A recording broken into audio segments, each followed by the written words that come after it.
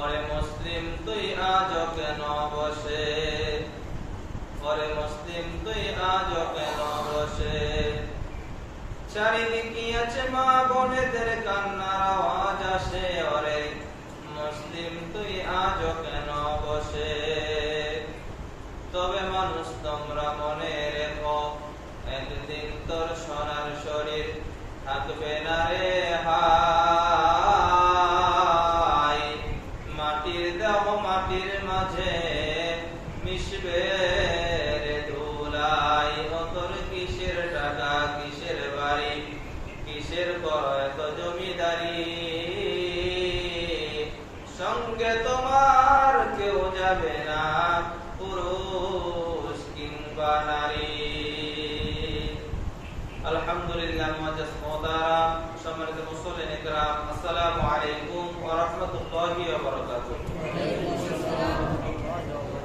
সমস্ত প্রশংসা বিশ্বজাহান প্রতিপালক আল্লাহ রাব্বুল আলামিনের জন্য, যে মহান তাবারক ওয়া তাআলা আমাদের সবাইকে দুনিয়ার যাবতীয় কাজ থেকে ফারিগ করে আল্লাহ পাকের মহান হুকুম জুমার নামাজ আদায় করার উদ্দেশ্য করে যিনি আমাদেরকে দয়া করে মায়া করে তার এই পবিত্র মসজিদ করে আসার এবং বসার জন্য সুযোগ দান করেছেন, এর জন্য আল্লাহ পাকের দরবারে সবাই শুকরিয়া জ্ঞাপন করি। সকলে উচ্চ আওয়াজে বলি আলহামদুলিল্লাহ।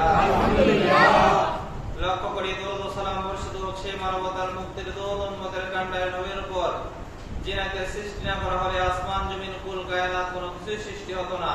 সেই নবীজির শানে মুহাব্বতের সাথে দরুদ ও সালাম পেশ করি। সকলে উচ্চ আওয়াজে বলি সাল্লাল্লাহু আলাইহি ওয়াসাল্লাম। সম্মানিত উপস্থিতি, আজকে হচ্ছে জুমার দিন, দোয়া কবুলের দিন, গরিবের জন্য হজ্জের দিন। আজকের এই পবিত্র দিনে যে আল্লাহ রাব্বুল আলামিন আপনাকে আমাকে দুনিয়ার হাজারো ব্যস্ততা ফেলে রেখে দুনিয়ার সমস্ত ঝামেলা থেকে আমাদেরকে পার করে যিনি আমাদেরকে দয়া করে মায়া করে তার এই পবিত্র মসজিদ করে আসার এবং বসার জন্য সুযোগ দান করেছেন, এতে আমরা খুশি নাকি বেজার? খুশি। যদি আমরা খুশি হয়ে থাকি তাহলে আবারও দিল থেকে শুকরিয়া আদায় করি। সকলে উচ্চ আওয়াজে বলি আলহামদুলিল্লাহ। আলহামদুলিল্লাহ। শুকরিয়া আদায় করলে লাভ নাকি ক্ষতি? লাভ। বান্দা যত বেশি শুকরিয়া আদায় করবে আল্লাহ রাব্বুল আলামিন তত বেশি তার আমলনামার ভিতরে নেকি দ্বারা পরিপূর্ণ করে দিবেন। সবাই বলেন সুবহানাল্লাহ। শুকরিয়া এমন একটা জিনিস, যখন বান্দা আল্লাহর শুকরিয়া আদায় করে আল্লাহ রাব্বুল আলামিন ওই বান্দার উপরে খুশি হয়ে যায়। সবাই বলেন সুবহানাল্লাহ। এইজন্য বেশি বেশি শুকরিয়া আদায় করা দরকার আছে না? কি শুকরিয়া আদায় করা দরকার আছে না নাই? অবশ্যই দরকার আছে। এই যে মনে করেন অনেক মানুষ আজকে রাস্তা ঘাটে বাজারে বিভিন্ন জায়গার ভিতরে ঘোরাফেরা করতেছে, কেউ হাসপাতালের বেডে পড়ে আছে, কেউ রাস্তাঘাটে পাগলের বেশে ঘোরাফেরা করতেছে, নানান রকম কাজে মানুষ ব্যস্ত হয়ে গেছে। কিন্তু আল্লাহ তাআলা আমাদেরকে হেফাজত করে আমাদেরকে তাদের থেকে ফারিগ করে আল্লাহর এই পবিত্র ঘর মসজিদে আসার জন্য সুযোগ দান করেছেন। এটা আল্লাহ পাকের একটা দয়া কিনা? আল্লাহ পাকের একটা বিশাল অনুগ্রহ। আল্লাহ রাব্বুল আলামিন যুগে যুগে যে সমস্ত বান্দাদেরকে পছন্দ করেছেন, যাদেরকে তিনি ভালোবেসেছেন, তারাই কিন্তু আল্লাহ পাকের সেই সৌভাগ্যবান বান্দা হতে পেরেছেন। সম্মানিত উপস্থিতি, যেমন নবী রাসূলগণ আল্লাহ পাকের মনোনীত পছন্দনীয় বান্দা। নবী রাসূল যারা দুনিয়াতে নবী হিসেবে আল্লাহ তাআলা যাদেরকে নবী হিসেবে প্রেরণ করেছেন, এই নবীরা হচ্ছেন মাসুম। নবীরা কি? মাসুম। নবীদের কোনো গুনাহ নাই। সবাই বলেন সুবহানাল্লাহ। নবীরা তাদেরকে আল্লাহ রাব্বুল আলামিন নিষ্পাপ হিসেবে দুনিয়াতে প্রেরণ করেছেন। আর যুগে যুগে যত মানুষ আল্লাহ পাকের নৈকট্য হাসিল করেছেন, এরা আল্লাহ পাকের তরফ থেকে আল্লাহর একটা বিশাল নিয়ামত। আল্লাহ রাব্বুল আলামিন যে সমস্ত বান্দাদেরকে পছন্দ করেন, যাদেরকে ভালোবাসেন, তাদেরকে শুধুমাত্র আল্লাহর ইবাদত করার সুযোগ দান করে থাকেন। ঠিক কি না? সম্মানিত উপস্থিতি, এই যে আজকে আমরা জুমার দিন আল্লাহর হুকুম মানার জন্য, জুমার নামাজ আদায় করার জন্য মসজিদে এসেছি, এই যে আল্লাহ তাআলা আমাদেরকে সুস্থ রেখেছেন, সুস্থতা কার নিয়ামত বলেন তো? আল্লাহ।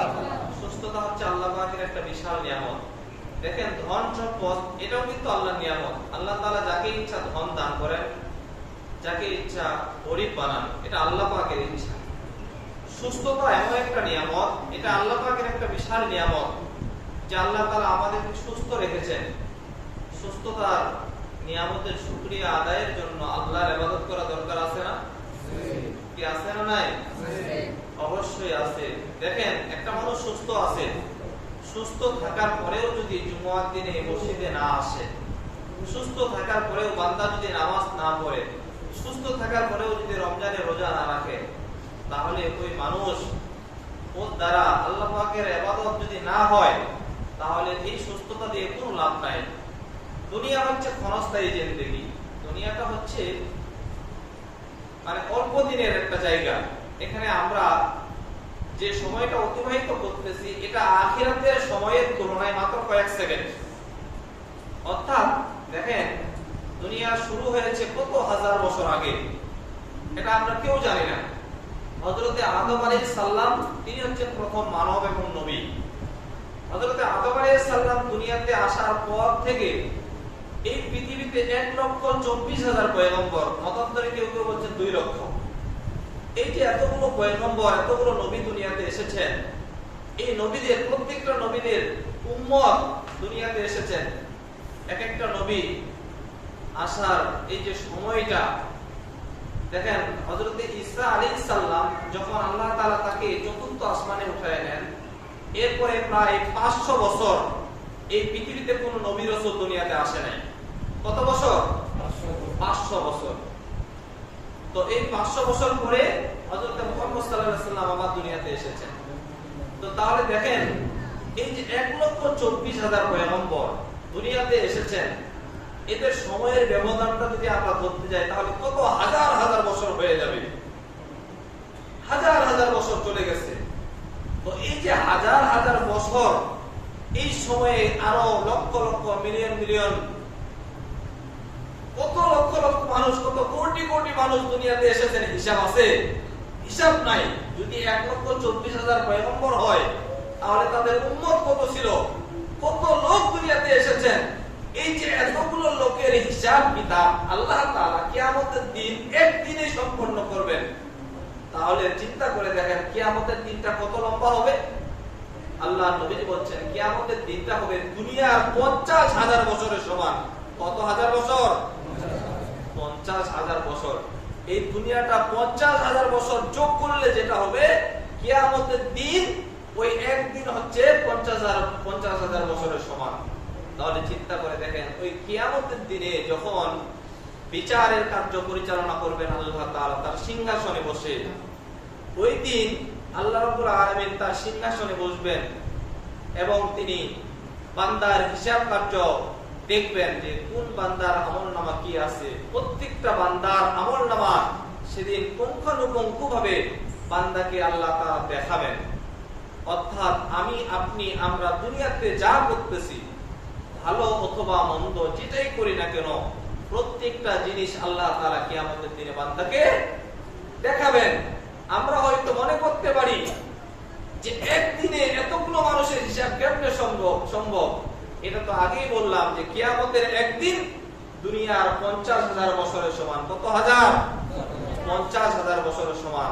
এই 50,000 বছরে যত মানুষ দুনিয়াতে আসছে, এই প্রত্যেকটা মানুষের হিসাব আল্লাহ তাআলা একদিনেই দেখবেন। সম্মানিত উপস্থিতি, এই জন্য কিয়ামতের দিনে আল্লাহকে ফাঁকি দেওয়ার কোনো সুযোগ আছে? কোনো সুযোগ নাই। ওই দিন আল্লাহ তাআলা প্রত্যেকটা মানুষের আমলনামা দেখাবেন। এমনকি আপনি আমি এই দুনিয়াতে ছোট্ট ছোট্ট যে নেক আমলগুলো করতেছি, আমার মনের অজান্তেও কোনো সময় আমি নেক আমল করে ফেলি, আমি হয়তো টেরই পাই না। আমি কোনো মানুষকে সালাম দিলাম, হয়তো আমি মনে মনে ভাবতেছি যে কি হলো, সওয়াব হয়েছে কি হয়নি, বা আল্লাহ তাআলা কি পরিমাণ সওয়াব দিতে পারেন। কোনো একটা মানুষের কোনো একটা কাজে হেল্প করলাম, আমি রাস্তা দিয়ে চলতেছি, হঠাৎ রাস্তায় একটা কষ্টদায়ক বস্তু, ইট পড়ে আছে, পাথর পড়ে আছে, একটা লাকড়ি বা গাছের ডালপালা পড়ে আছে, আমি যে এই গাছের ডালপালা সরায় দিলাম, কষ্টদায়ক বস্তু রাস্তা থেকে সরায় দিলাম, এতে কি পরিমাণ সওয়াব হয়েছে, এটা আমরা দুনিয়াতে না দেখলেও কিয়ামতের দিনে আল্লাহ তাআলা যখন আপনাকে আমাকে ওই নেকিগুলো দেখাবেন, আপনি আমি অবাক হয়ে যাব। সবাই বলেন সুবহানাল্লাহ। বান্দা ওই দিনে, কিয়ামতের দিনে যেদিন আল্লাহ তাআলা বান্দাকে তার আমলনামা সমূহ দেখাবেন, ছোট্ট ছোট্ট যে আমলগুলো আমরা দুনিয়াতে করতেছি, আমরা যে ছোট্ট ছোট্ট নেক আমলগুলো করতেছি, রাস্তায় চলাফেরা করতে গিয়ে কষ্টদায়ক বস্তু সরায়া দিলাম, কাউকে সালাম দিছি, কারোর সাথে মুসাফা করছি, কোলাকুলি করছি, কারোর সাথে উত্তম ভাবে কথাবার্তা বলতেছি, প্রত্যেকটা জিনিসের বিনিময়ে, প্রত্যেকটা ছোট্ট ছোট্ট আমলের বিনিময়ে আল্লাহ তাআলা কাল কিয়ামতের ময়দানে বান্দাকে এত পরিমাণ নেকি দিবেন, বান্দা কিয়ামতের দিনে অবাক হয়ে যাবে আর বলতে লাগবে, ও আল্লাহ, আমি তো এত আমল করি না, এত আমল কোথা থেকে আসলো? আল্লাহ তাআলা বলবেন, বান্দারে, দুনিয়াতে যে ছোট্ট ছোট্ট নেক আমলগুলো করছিলা, মানুষের সাথে কথা বলা, সুন্দরভাবে কথা বলা, এটাও কিন্তু এক প্রকার সদকা, এটাও এক প্রকার নেক আমল। ও বান্দা, দুনিয়াতে যে কাজগুলো তুমি করছিলা, ছোট্ট ছোট্ট নেক আমলগুলো, এই ছোট্ট ছোট্ট নেক আমলগুলো আমি তোমার এই আমলনামাগুলো আমি লিপিবদ্ধ করে রেখেছি, সঞ্চয় করে রেখেছি। আজকে তুমি যা আমল করছো তার থেকে উত্তম পুরস্কার হিসেবে আমি তোমাকে প্রদান করলাম। সবাই বলেন সুবহানাল্লাহ। অর্থাৎ বান্দা যা করবে, বান্দা যতটুকু নেক আমল করবে, আল্লাহ তাআলা সেটা তো দিবেনই, উল্টো তাকে আরো উত্তম বদলা, উত্তম পুরস্কার হিসেবে বান্দাকে প্রদান করবেন।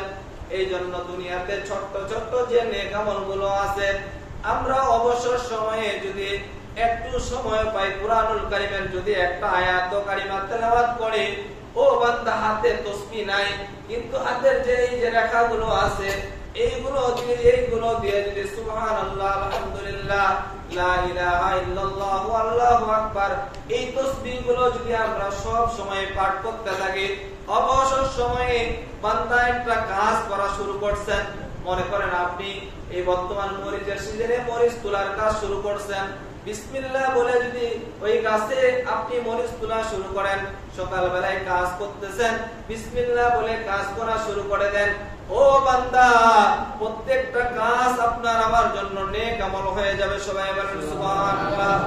আপনি আমি খানা খাইতেছি, ভাত খাওয়ার সময় যদি বিসমিল্লাহ ওয়া আলা বারাকাতিল্লাহ, আল্লাহর নামে যদি আমরা খানাটা শুরু করে, বিসমিল্লাহ বলে যদি খানা শুরু করে, আল্লাহ নবীজি বলছেন, বিসমিল্লাহ বলে যখন বান্দা কোনো কাজ শুরু করে দেয়, ও বান্দা, বিসমিল্লাহ বলে কাজ শুরু করার কারণে প্রত্যেকটা কাজের ভিতরে আল্লাহ তাআলা বারাকা দান করবেন। সবাই বলেন সুবহানাল্লাহ। এই যে ছোট্ট ছোট্ট নেক আমলগুলো, এইগুলো কিন্তু কিয়ামতের দিনে আল্লাহ তাআলা দেখাবেন। আপনি আমি প্রসাব করতে গেলাম, প্রসাব পায়খানার একটা আদব আছে, মসজিদে প্রবেশ করলাম, মসজিদেরও একটা আদব আছে, বের হয়ে যাওয়ারও একটা আদব আছে। এই প্রত্যেকটা আদব যদি আপনার আমার জানা থাকে, হোক সেটা ছোট্ট আমল, কিন্তু কিয়ামতের দিনে আল্লাহ তাআলা প্রত্যেকটা বান্দার আমলনামার ভিতরে ওয়াসিলা খুঁজবেন, নেক আমল খুঁজতে থাকবেন। শুধু নামাজ পড়ে জান্নাতে যেতে পারবেন গ্যারান্টি দিতে পারবেন না, হজ করে জান্নাতে যেতে পারবেন গ্যারান্টি দিতে পারবেন না, যাকাত প্রদান করে জান্নাতে যেতে পারবেন গ্যারান্টি দিতে পারবেন না। আল্লাহ রাব্বুল আলামিন বলেন, ইয়া আইয়ুহাল্লাযীনা আমানু ওয়াবতাগু ইলাইহিল ওয়াসিলা, কিয়ামতের দিনে আল্লাহ তাআলা ওয়াসিলা খুঁজবেন, ছোট্ট ছোট্ট নেক আমলগুলো খুঁজবেন, ছোট্ট ছোট্ট নেক আমলগুলো আল্লাহ তাআলা কিয়ামতের দিনে ওয়াসিলা হিসেবে গ্রহণ করে বান্দাকে জান্নাত দান করবেন। সবাই বলেন সুবহানাল্লাহ। এই জন্য আমরা যখন কাজ শুরু করব, যেই কাজ করি না কেন, কাজ শুরু করার আগে বিসমিল্লাহ আল্লাহর নামে শুরু করা দরকার আছে না নাই বলেন? আল্লাহর নামে শুরু করতে হবে। মসজিদে প্রবেশ করার একটা দোয়া আছে, আল্লাহুম্মা ফতাহ লি আবওয়াবা রাহমাতিক, ডান পা দিয়ে প্রবেশ করা, আর মসজিদে প্রবেশের সময় একটা দরুদ পাঠ করা, এরপরে ইত্তেকাবার নিয়তে মসজিদে প্রবেশ করা, নাওয়াইতু